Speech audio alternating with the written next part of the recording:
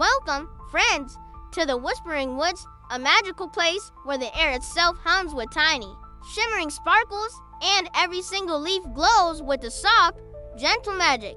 This enchanting forest is the home of Lila, a very small fairy with very big hopes. And right at the heart of her world is this, the beautiful, magnificent crystal of light. As long as the crystal glows brightly, the forest and all its creatures thrive in peace and happiness. But one sunny morning, as Lila was joyfully zooming past the ancient oak tree, she noticed something was wrong. Something was terribly wrong. The crystal's beautiful, radiant light was fading. Lila gasped, her tiny wings freezing mid-flight. "Oh no," she whispered, her voice trembling. "The crystal is just a little sparkle now. What if the glow goes out forever?" Without a second thought, she flew straight to the crystal's stand. She tried everything she could think of. She took out her shiniest, most potent fairy dust and sprinkled it carefully onto the crystal's surface. But nothing happened. Then she tried buzzing round it as fast as her wings could carry her, hoping her own energy might somehow recharge its fading magic.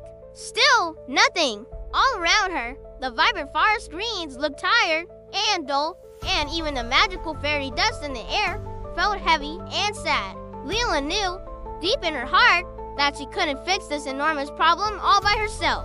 She needed help.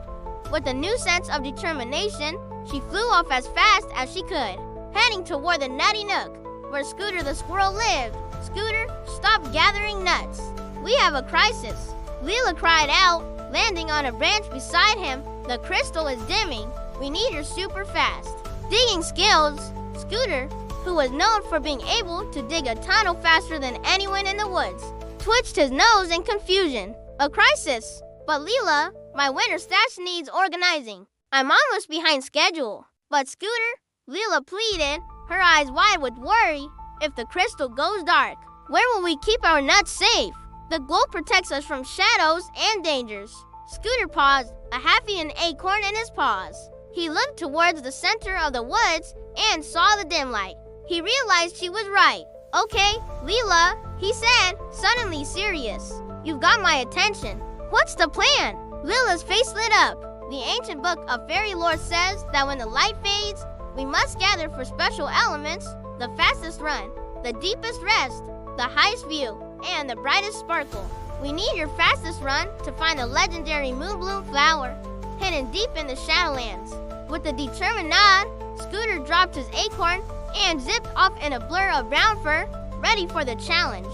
Next, Lila flew to a cozy burrow under a mossy log. She gently woke up Huddle the hedgehog, who was in the middle of a very long, very deep nap. "Huddle, wake up, please. We need your special talent for the deepest rest." Huddle yawned, his soft spines drooping with sleepiness. "But sleeping is what hedgehogs do best," he mumbled. "Exactly." Lila cheered. "The book says the deepest rest has the power to soothe the crystal's magic. We need you to carry the moonbloom flower very, very carefully back to the stand, without bumping it or jostling it at all. Your steady, slow pace is perfect for it." Huddle, feeling very important all of a sudden, carefully uncurled and agreed. His moment to shine had come. Finally, Lila flew up to the highest branch of the tallest tree in the forest. There, she found Professor Owl, perched majestically, his wise eyes observing everything. "Professor, we need your highest view," Lila called out. "We need you to watch over us from above and tell us exactly where the fading light is weakest so we know precisely where to place the elements." Professor Owl adjusted his leafy spectacles and hooted knowingly. "A fine plan, young Lila. It is true. Alone, you only have your brightest sparkle, but together, you possess all four elements." They all rushed back to the crystal stand, a sense of urgency in the air. Just as they arrived, Scooter returned, breathless but triumphant, carefully carrying the softly glowing moonbloom flower in his paws. Then, Huddle began his slow, deliberate journey forward, carrying the precious flower with the utmost care. High above, Professor Owl directed them with pinpoint precision. A little to the left, Scooter, Huddle, placed it at the northern base. Lila hovered just above the crystal, her heart pounding with hope. She gathered all her energy and sprinkled her brightest sparkle her very own fairy dust down onto the flower, just as Huddle placed it gently at the base of the crystal. At that moment, Scooter stood guard, focused and alert, providing the energy of the fastest run. Huddle lay quietly beside the flower, his calm presence offering the deepest rest. And Professor Owl watched from above, his highest view guiding the flow of magic. As they all contributed their unique skills, something absolutely wonderful happened. The faint, sad flicker inside the crystal began to grow. First it was a soft, warm glow, then it grew into a steady, confident shimmer, and finally with a gentle hum, a brilliant, luminous blast of light surged through the whispering woods, making every leaf and flower shine brighter than ever before. The crystal was saved. We did it! Lila cheered, her voice filled with joy. Her friends joined in with happy hooting, excited chittering, and contented sighs of relief. Lila floated down to give Scooter a big hug. We all did it. It wasn't just my sparkle, it was all of us. Professor Owl swooped down gracefully to join them. Indeed, Lila, he hooted softly. The ancient book should add a fifth element, the strongest bond. For the brightest magic isn't found in dust or flowers, but in the incredible power of teamwork. Lila smiled, looking at her amazing friends.